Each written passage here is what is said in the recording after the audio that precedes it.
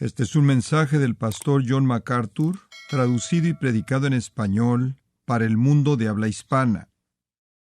Hemos estado viendo en las últimas semanas, con algunas interrupciones, el libro de Efesios, así que abra su Biblia en Efesios capítulo 4. Y este es un libro muy importante y he escogido cubrirlo, aunque sea muy lentamente, porque es tan fundamental para nuestra vida cristiana. Y nos encontramos ahora en el capítulo 4 y estamos tratando de cubrir los versículos 1 al 6. Este es el tercer mensaje en el capítulo 4, 1 al 6, y de hecho vamos a llegar a un tercio del camino hasta el versículo 2. Pero ya verá por qué. Permítame leerle el texto. Capítulo 4, versículos 1 al 6. Yo, pues, preso en el Señor, os ruego que andéis como es digno de la vocación con que fuisteis llamados, con toda humildad y mansedumbre, soportándoos con paciencia los unos a los otros en amor, solícitos en guardar la unidad del Espíritu en el vínculo de la paz. Un cuerpo y un espíritu, como fuisteis también llamados en una misma esperanza de vuestra vocación. Un Señor, una fe, un bautismo, un Dios y Padre de todos, el cual es sobre todos y por todos y en todos. Lo que de manera clara le llama la atención aquí es la repetición de un en los versículos 4, 5 y 6. Y este es el fundamento de nuestra unidad. Ese es un credo, podría decirlo así. Ese es un credo teológico que celebra la unidad de la realidad divina, realidades relacionadas con la salvación. Y en base a eso, debemos ser solícitos. En el versículo 3 dice, en guardar la unidad del Espíritu en el vínculo de la paz. Todo acerca de nuestra salvación, todo acerca de la obra de Dios, tiene una unidad, una singularidad. Eso debería exhibirse en la iglesia. La iglesia debería declarar de manera manifiesta su transformación por su unidad. Juan 13, Jesús dijo, en esto conocerán todos que sois mis discípulos si tuviereis amor los unos con los otros. Juan 17, Jesús oró para que sean uno, para que el mundo sepa que el Padre envió al Hijo. Esto es claro, inequívoco, y sin embargo no es una realidad en la experiencia de la vida de la iglesia en el mundo. Así que quiero tomar un poco de tiempo conforme avanzamos en esto para ayudarle a entender estos componentes tan importantes que llevan a la unidad, que harán que nuestra vida sea consistente con el credo. Ahora, pensemos de regreso en cómo llegamos al capítulo 4 de Efesios y hablemos de lo que todos los cristianos verdaderos poseen. Comenzando en el capítulo 1, versículo 3, todos somos bendecidos con toda bendición espiritual en los lugares celestiales en Cristo Jesús. Todos los cristianos verdaderos poseen toda bendición espiritual. Y Pablo delinea estas bendiciones desde la elección hasta la glorificación, hasta el versículo 14 del capítulo 1. Y culmina en el versículo 15 que expresa nuestro amor por los santos. Todos somos poseedores de la misma gama completa de bendiciones en Cristo, bendiciones de salvación, y culminan en el amor por todos los santos. A medida que él avanza en ese capítulo, Pablo continúa hablando de lo que todos poseemos como creyentes verdaderos.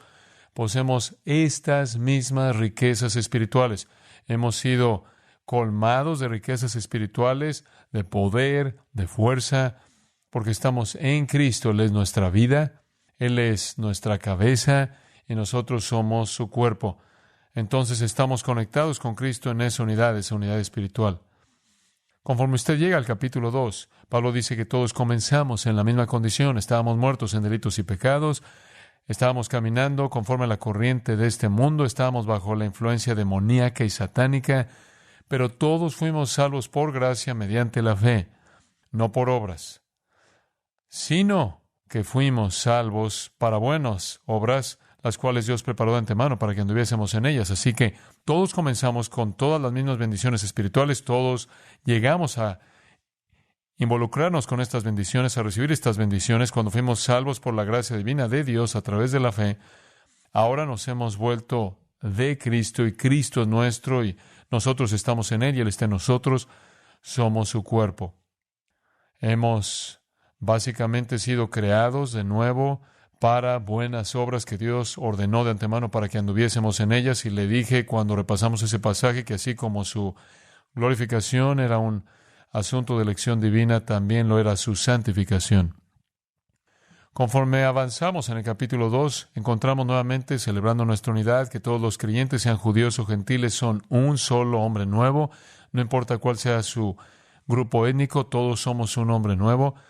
Somos conciudadanos, todos somos miembros de la casa de Dios, la familia de Dios. Somos un edificio, somos un templo santo para el Señor.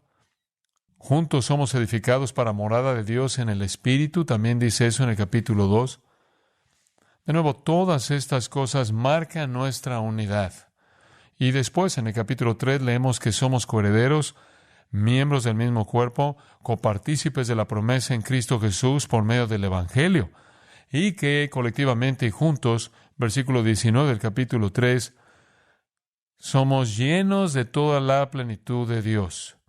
¿Para qué? Versículo 21.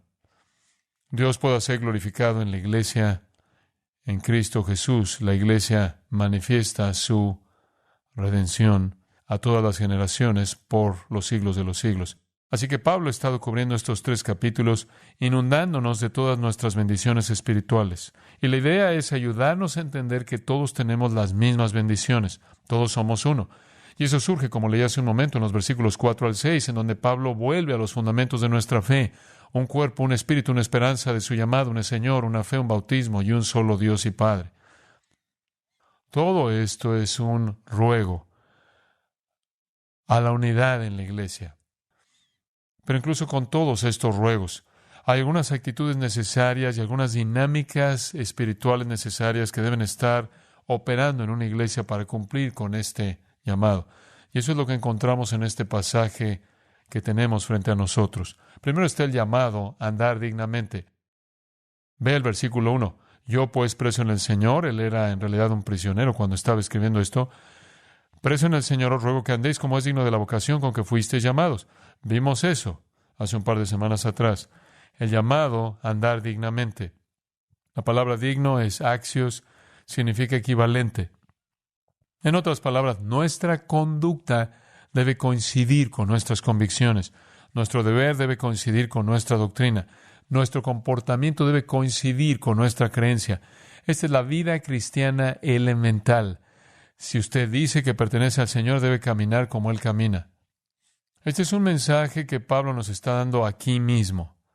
Él nos está rogando porque andemos de una manera digna del llamado al que somos llamados. Esta es una realidad tan común, esto es tan básico, que Pablo lo repite con frecuencia en sus epístolas. Permítame darle ilustraciones. Filipenses 1, 27. Solamente que os comportéis como es digno del Evangelio de Cristo. ¿Y cómo se ve eso? Para que estéis firmes en un mismo espíritu, combatiendo unánimes por la fe del Evangelio. De nuevo, si usted va a estar viviendo la transformación que Dios ha llevado a cabo en su interior, si usted va a caminar de una manera digna, usted va a estar manifestándose en un solo espíritu, con una mente, esforzándose juntos por la fe. En otras palabras, habrá unidad. En Colosenses, él dice cosas similares, diferente orden de palabras, pero exactamente el mismo mensaje. Colosenses 1:10. Para que andéis como es digno del Señor, agradándole en todo, dando fruto en toda buena obra y creciendo en el conocimiento de Dios, fortalecidos con todo poder conforme a la potencia de su gloria, para toda paciencia y longanimidad, con gozo dando gracias al Padre, que nos hizo aptos para participar de la herencia de los santos en luz. Y de nuevo, él dice, andad como es digno del Señor, lo cual significa agradándole en todo. En su carta a los tesalonicenses, 1 Tesalonicenses, capítulo 2 y versículo 2, él dice, para que anduvieseis como es digno de Dios que os llamó a su reino y gloria. Esta es nuevamente la percepción básica de la vida cristiana. Camine consistentemente con su llamado. Básicamente, deje que su vida coincida con lo que Dios ha hecho por usted y en usted. Es un llamado elevado, hemos dicho eso. La Escritura lo llama un alto llamado, es un llamado santo, es un llamado celestial, y por llamado nos referimos a un llamado real, en donde Dios soberanamente nos llama de las tinieblas a la luz, de la muerte a la vida, de la mentira a la verdad. Es el llamado salvador, eficaz, donde el Señor despierta al pecador muerto y le da vida. Entonces, si eso ha sucedido en su vida y ha sido llamado por Dios, Pablo dice que usted debe andar o caminar de una manera que es consistente con ese llamado. Esta es la realidad básica de la vida de todo cristiano. Lo que usted es en posición, lo que usted es en posesión, usted necesita hacerlo en conducta. Cualquier otra cosa que no sea eso es hipocresía.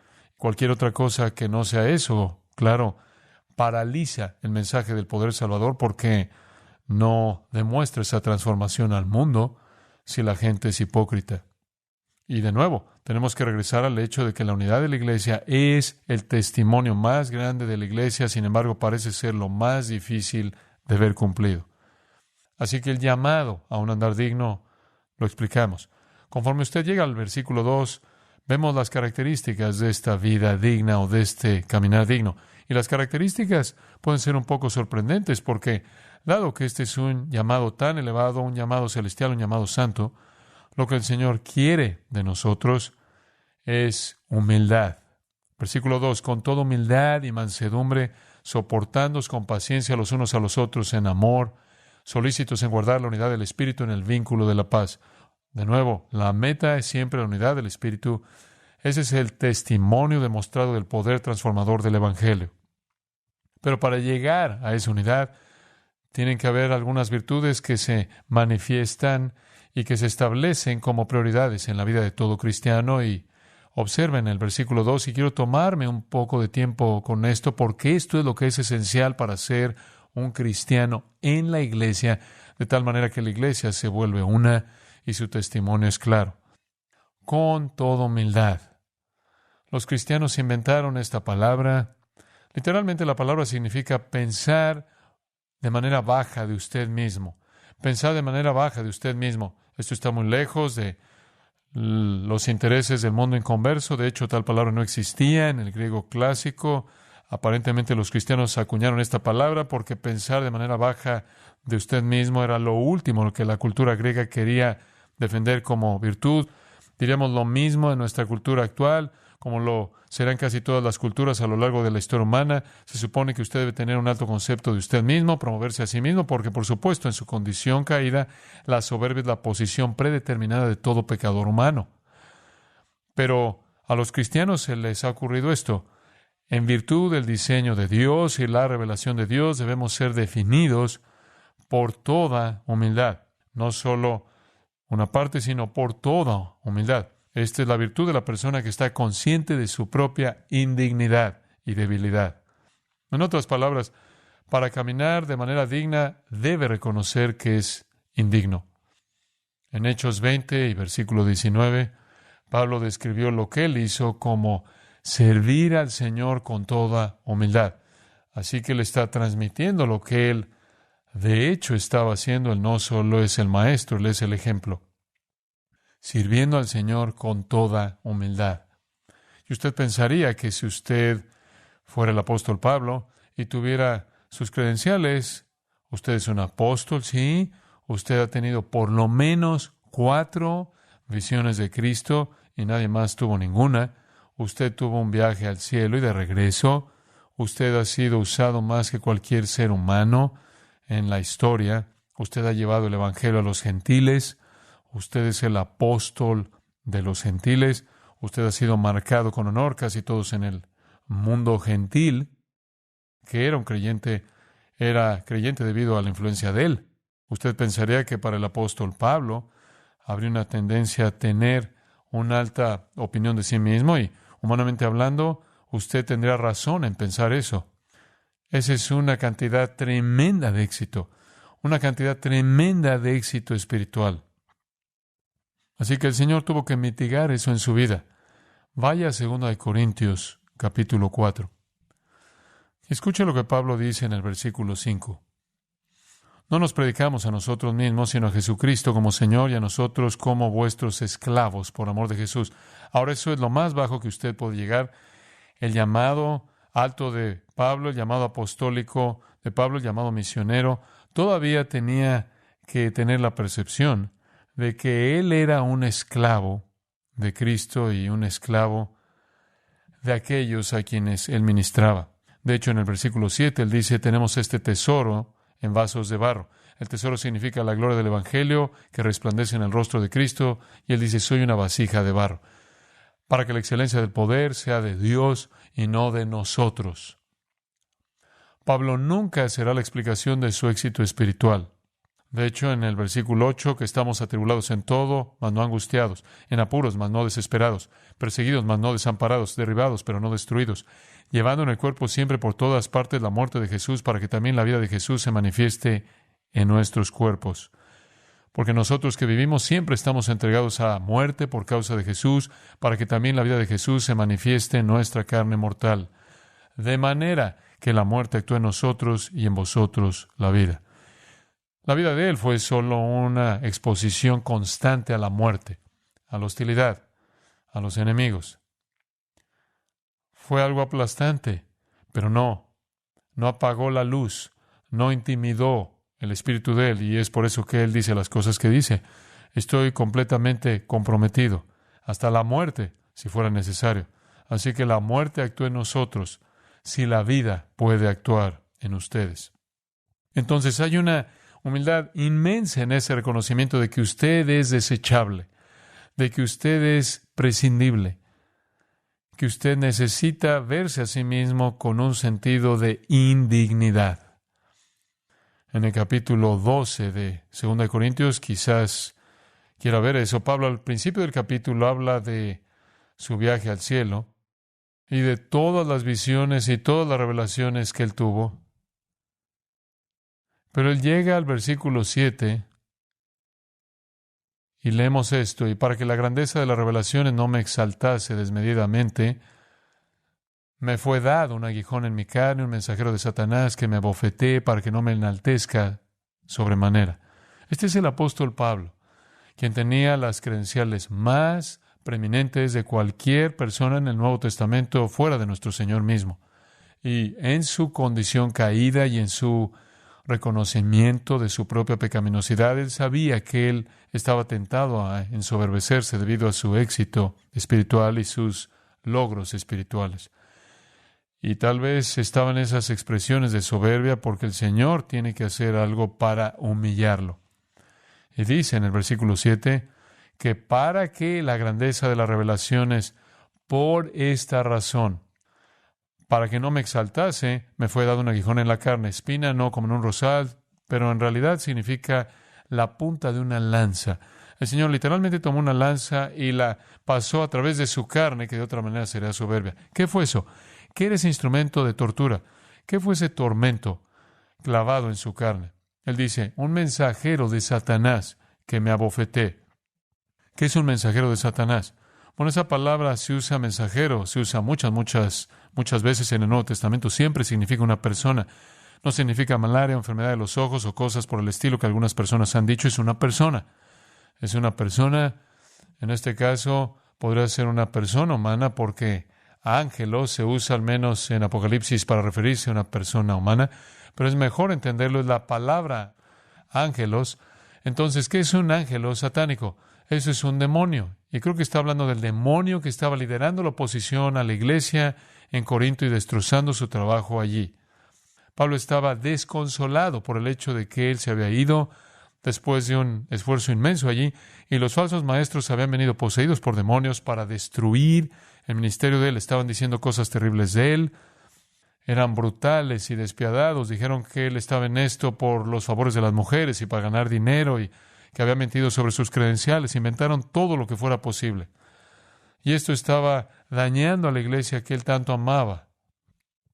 Este fue su dolor más profundo, porque en el capítulo 11 dice, puedo soportar el dolor físico, lo que me cuesta es el cuidado de las iglesias, porque quien es débil y no siento el dolor. ¿quién peque y yo no siento la agonía?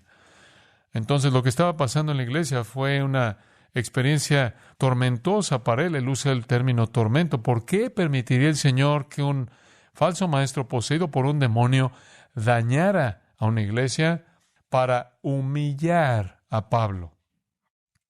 Esa es una realidad impresionante. No sea que esta es una especie de realidad aislada. Recuerde que Jesús le dijo a Pedro en Lucas 22, Satanás os ha pedido para zarandearos como a trigo. Y él va a hacer eso. Le estoy dando permiso para hacer eso. Y cuando termine y estés convertido, podrás fortalecer a los hermanos. Hay momentos en los que el Señor suelta a Satanás sobre uno de los suyos para humillarlo. Hay momentos en los que Dios manda a las fuerzas demoníacas porque están bajo su mando, que sean el instrumento de la humillación de un predicador como Pablo. Así de importante es la humildad. Así de importante es la humildad.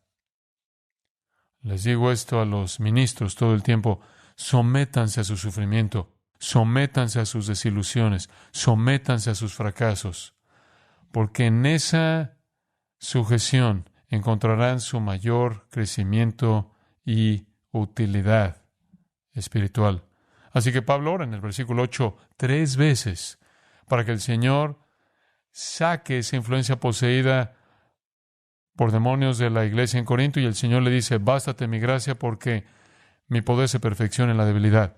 Este es el principio divino que quiero que vea. No, les voy a dar la gracia suficiente para soportarlo, y producirá en ustedes desconfianza y debilidad que los hará dependientes de mí. Hay tantas personas que son demasiado fuertes para ser útiles, tan pocas que son lo suficientemente débiles para ser útiles. Pablo era humilde, y en donde él no era humilde, él fue humillado de una manera muy épica. Pero él aprendió la lección. Versículo 9. De buena gana me gloriaré más bien en mis debilidades para que repose sobre mí el poder de Cristo. Así que ahí es donde comienza la vida cristiana, con su reconocimiento de su debilidad. Su debilidad. Pero hay demasiada predicación falsa en estos días que trata de elevar a las personas, diciéndoles que debido a que son hijos de Dios, deben pensar de sí mismos de alguna manera elevada. Eso es absolutamente lo contrario de lo que dirá la Escritura. Pablo se llama a sí mismo el primero de los pecadores. Pablo dice: no hago lo que quiero hacer, hago lo que no quiero hacer, soy un hombre miserable. Este es el tipo de humildad que es honesta. Y no es lo que el mundo exalta o eleva, pero es el cimiento de toda la vida cristiana. Regresa a Mateo 5 por un momento. En Mateo 5, nuestro Señor comienza el Sermón del Monte y está invitando a la gente a su reino. Y observe la naturaleza de aquellos que serán recibidos. Versículo 3, Mateo 5. Bienaventurados los pobres en espíritu, porque de ellos es el reino de los cielos. Intuitivamente usted podrá decir: bienaventurados los ricos en espíritu, benditos los superespirituales, benditos los altamente educados, lo que sea. Pero es todo lo contrario. Bienaventurados los pobres en espíritu quiere decir espiritualmente en bancarrota. Bienaventurados los que no tienen nada que ofrecer. Así es como usted llega al reino, con una mano vacía. De hecho, usted no solo está en bancarrota en su espíritu, sino que versículo 4, bienaventurados los que lloran. Ellos son los que van a ser consolados. Están llorando por su insuficiencia en dignidad. Y luego en el versículo 5, son los gentiles o los mansos, los que no se valoran a sí mismos. Ellos son los que heredan la tierra. Y luego se les describe como los que tienen hambre y sed de justicia, lo que significa que saben que no la tienen, pero son los que están satisfechos. Ellos son los misericordiosos que recibirán misericordia. Ellos son los limpios de corazón que verán a Dios. Ellos son los pacificadores, no los alborotadores. Ellos son los que en el versículo 10 son perseguidos.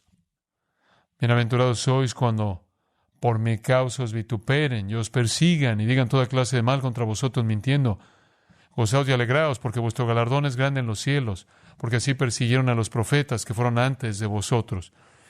No es nada nuevo que el pueblo de Dios sea denigrado, maltratado y perseguido. Lo que hace es simplemente humillar el corazón. Y Pablo está tratando de llevarnos al lugar en el que no miramos nuestras propias cosas, sino las cosas de los demás, en donde nos humillamos a nosotros mismos. De nuevo, esta es la actitud de cimiento en la vida cristiana. 1 Pedro 5:5, revestíos de humildad. No es solo una prenda de vestir, es la bata. Revestíos de humildad, porque Dios resiste a los soberbios y da gracia a los humildes. Cuando hablamos de humildad, ¿de qué estamos hablando? Bueno, creo que hay tres cosas que simplemente le ayudarán a usted a ver lo que la humildad percibe esencialmente. Número 1, conciencia de uno mismo. Conciencia de uno mismo.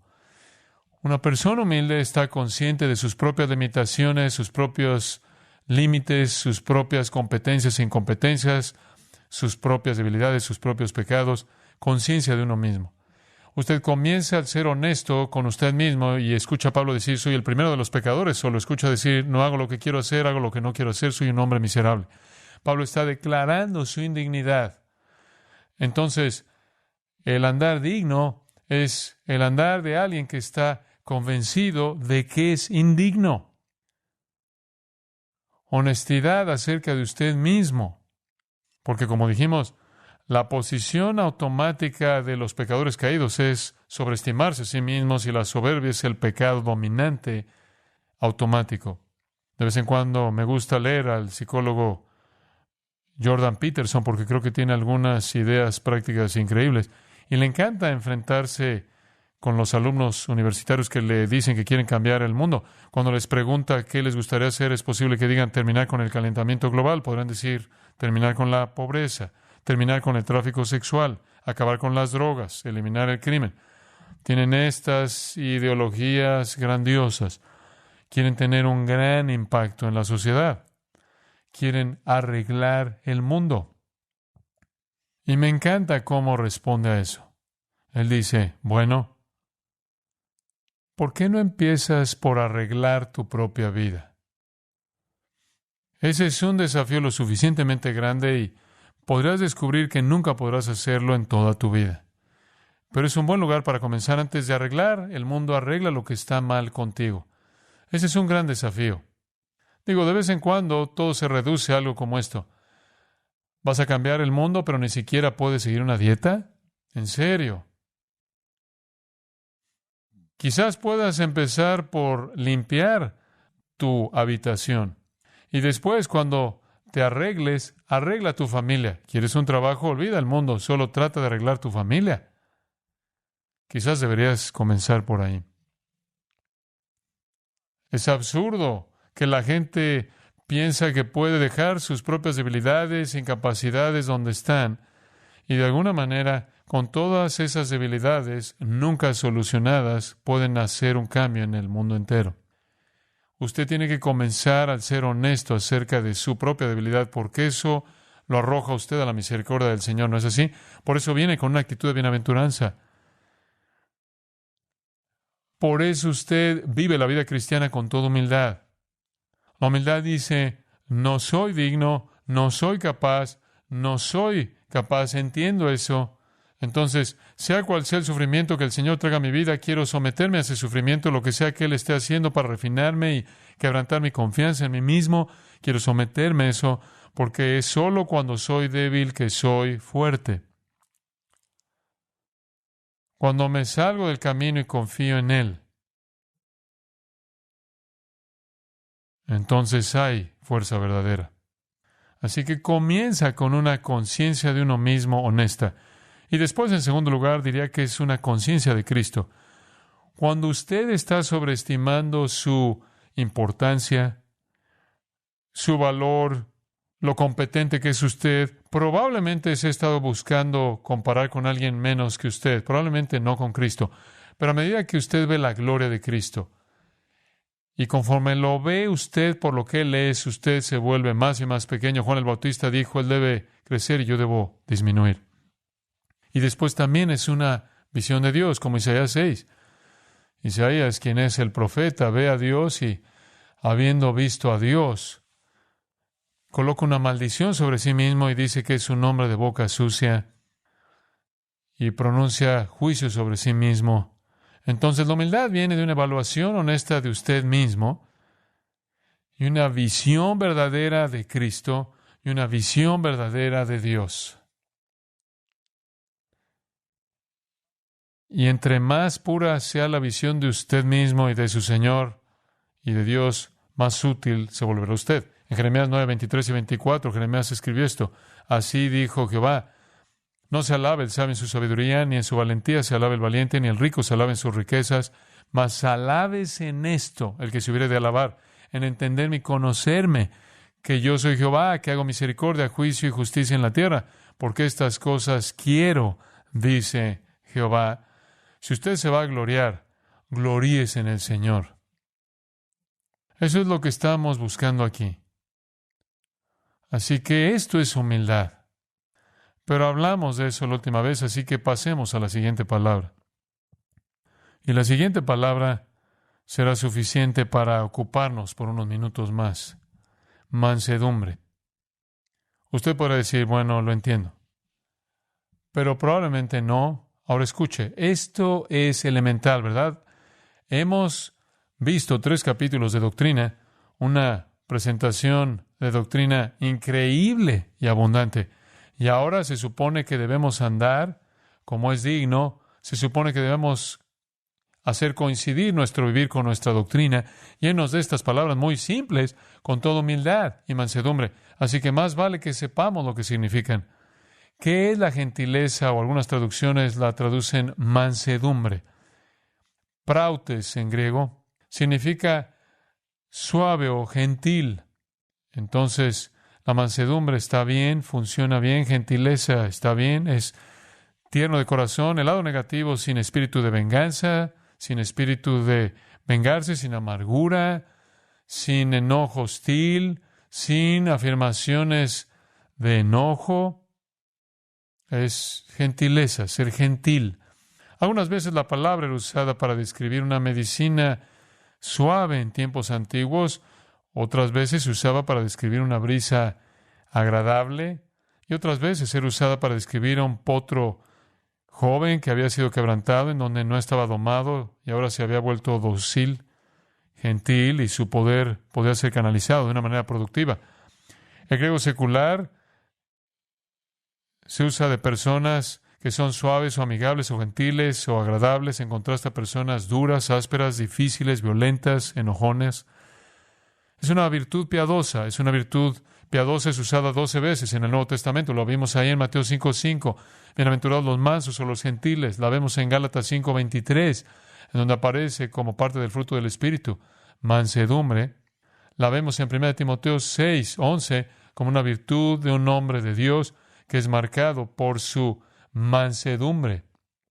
Y de nuevo, podría haber personas que piensan, bueno, esto es debilidad. ¿Cómo puede ser un líder fuerte y ser gentil? Usted puede si entiende este término.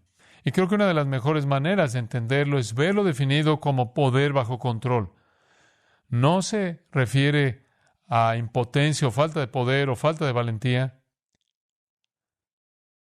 Y es un resultado de la humildad.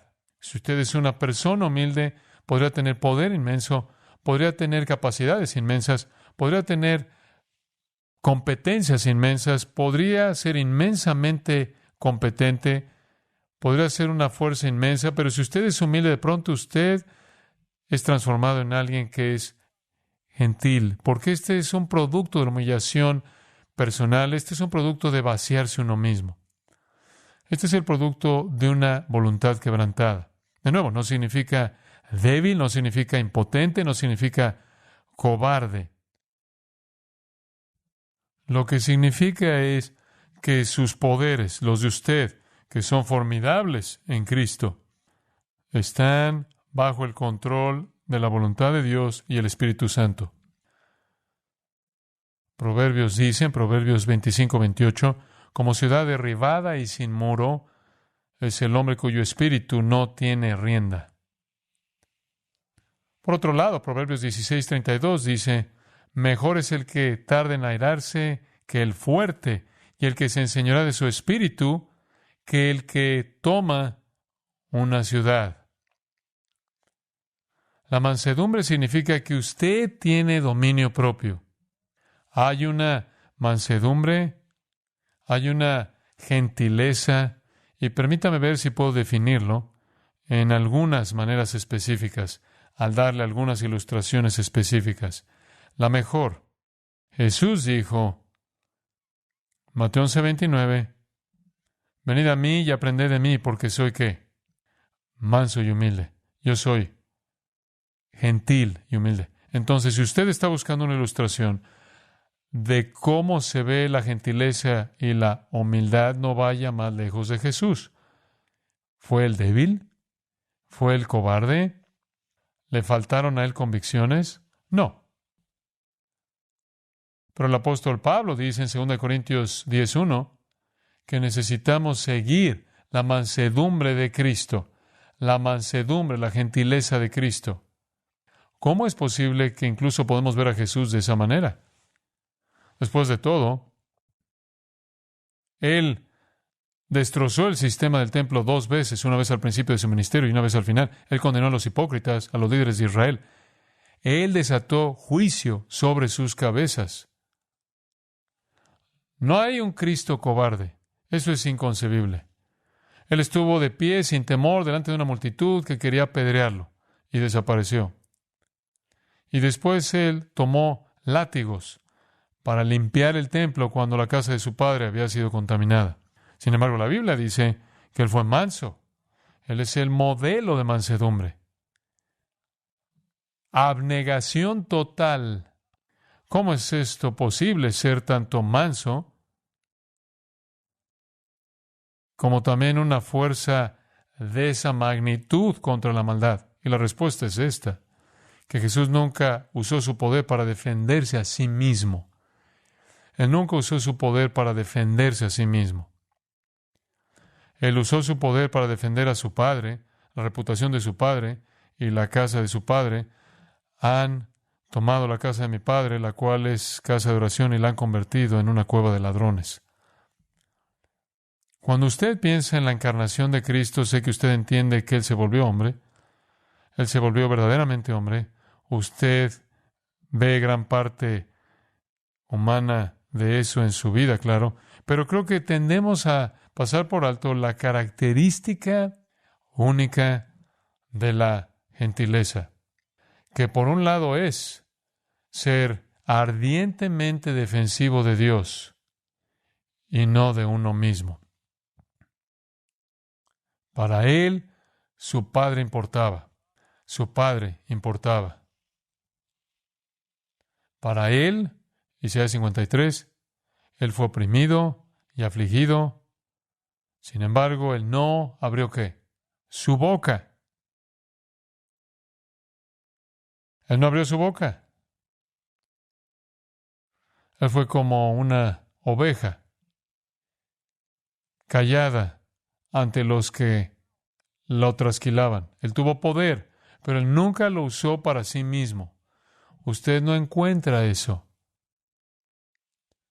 Él siempre estuvo humillándose a sí mismo, recibiendo las cargas, llevando la hostilidad, el odio ardiente y siendo ardientemente leal a su Padre. Y Él es nuestro modelo de cómo se ve la mansedumbre.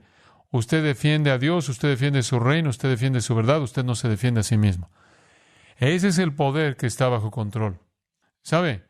Como una persona que conoce la palabra de Dios, usted tiene mucho poder. Usted podría usar su conocimiento de la Escritura con cierta fuerza, Siri, y yo también. Usted puede usar la palabra del Espíritu para cortar y rebanar y picar, y eso es lo que hace. Y usted puede usarla para defenderse a sí mismo. Usted puede volverse una persona que corta, que domina, que se excede en su autoridad, que se defiende a sí misma.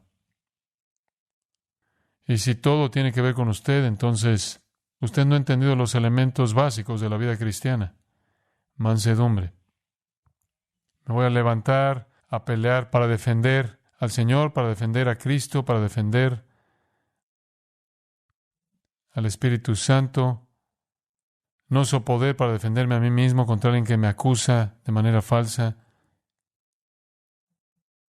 La mansedumbre es ese poder bajo control usado solo en el momento correcto y en la ocasión correcta para la extensión o la duración correcta ante la causa correcta. Una ilustración de eso de regreso en 1 Samuel 24. Saúl está cazando a David, él tiene unos cuantos miles de hombres, él está tratando de encontrar a David para que pueda eliminarlo, porque él es una amenaza para su trono. Están ahí en Engedi, el cual es el manantial de las cabras ahí por el mar muerto, y David y sus hombres están en una cueva, y Saúl y sus hombres vienen y dicen en 1 Samuel 24 que solo entró en la cueva para atender a sus necesidades, la cueva misma donde David y sus hombres estaban escondiéndose.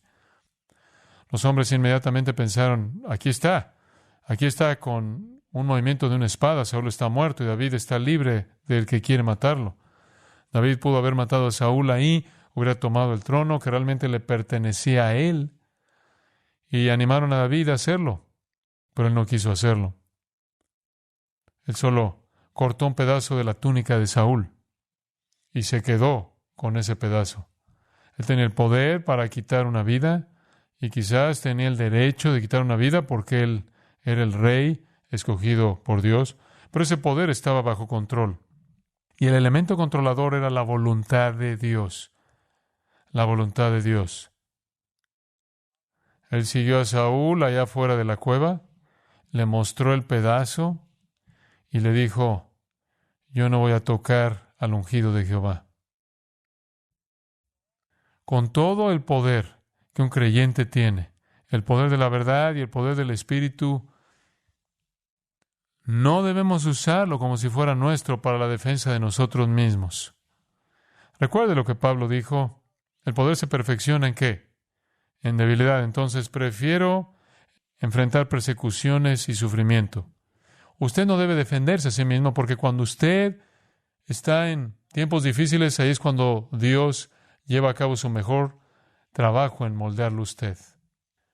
Segundo de Samuel 16, el hijo de David, Absalón, se apoderó del reino y forzó a su padre para que huyera al desierto. Uno de los hombres de Saúl, Simei, maldijo a David.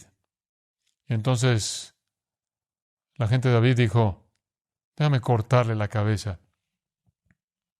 Y David dijo, déjenlo. Él tenía el poder, él tenía la oportunidad, pero él no se vengó, porque como leí en Romanos, mía es la venganza, dice el Señor.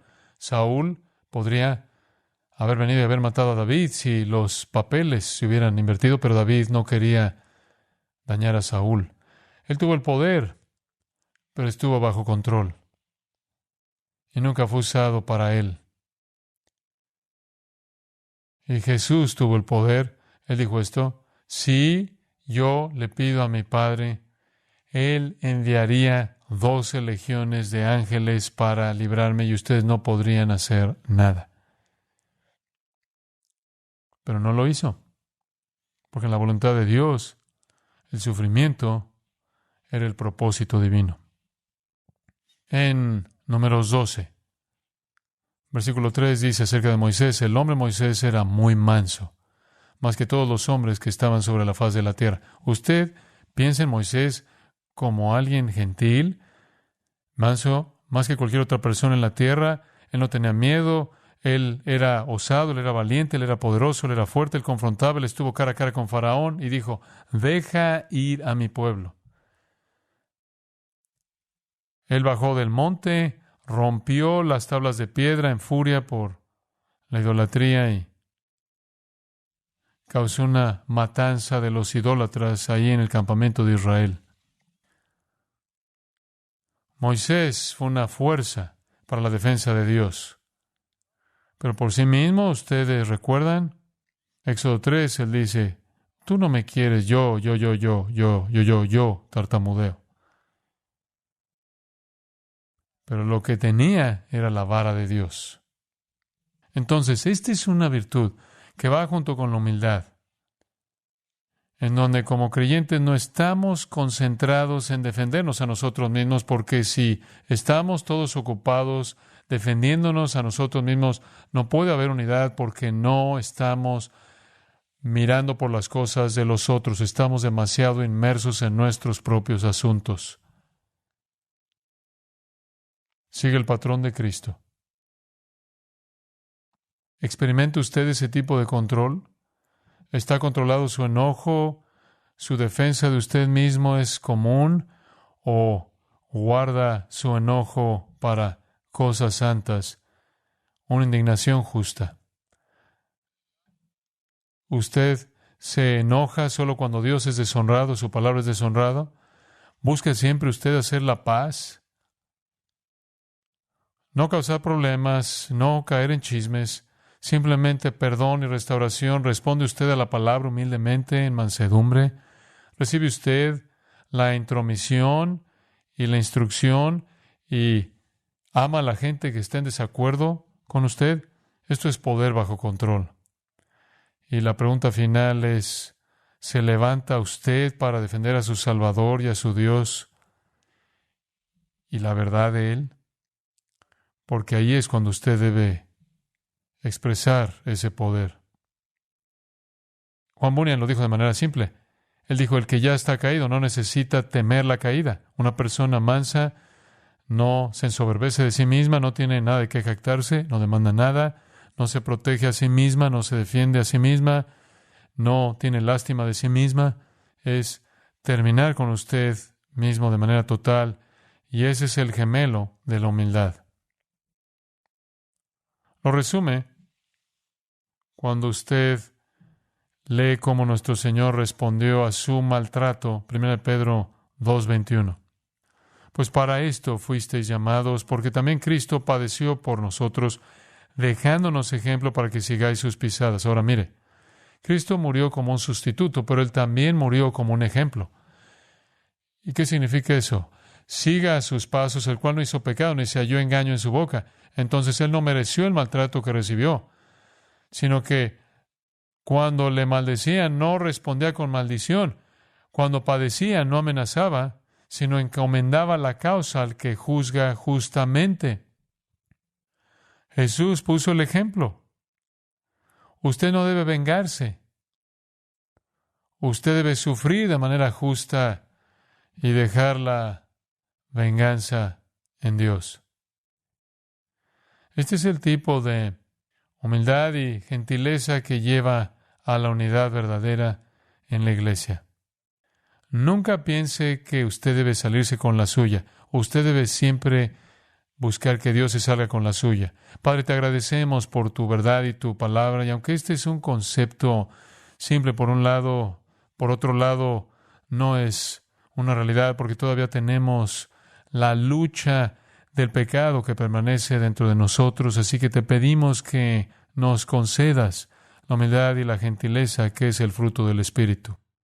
Para más información sobre los mensajes y libros del pastor John MacArthur y de los derechos legales de los mismos, puede acceder a la página engracia.org.